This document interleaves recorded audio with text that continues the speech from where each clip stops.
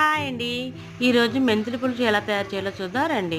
ముందుగా ఒక గుప్పుడు మెంతులు తీసుకోవాలి. తర్వాత 2 చెంచాలు జీలకర్ర తీసుకోవాలి. తర్వాత ఒక 5 చెంచాలు ఆయిల్ వేసుకొని దాంట్లో మెంతులు, జీలకర్ర బాగా వేగనివ్వాలి.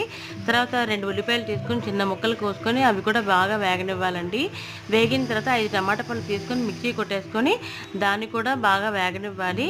దాంట్లోనే కారం, పసుపు, ఉప్పు వేసి బాగా ఉడకనివ్వాలండి. ఉడికినప్పుడు కూడా మనకు మంచి మెంతులు తలగా సువాసన వస్తుంది. తర్వాత కొంచెం చింతపండు, ఒక నిమ్మకాయ చేసేంత చింతపండు నానబెట్టుకొని రెడీ చేసి ఉంచుకోవాలండి. ఈలోగా అల్లం ముక్కలు కూడా కట్ చేసుకొని అందులో వేసుకోవాలండి. ఇంకేం వేయకూడదు. ఏం వేసినా ఎండకి వేడి చేస్తుందండి, అందువల్ల మనం ఇంకేం వేయకూడదు. తర్వాత చింతపండు పులుపు కూడా వేసుకున్న తర్వాత బాగా ఉడకాలండి. బాగా ఉడికితే ఆ మెంతుల తలక ఫ్లేవర్ బాగా పులుపుకి చేరుతుందనమాట.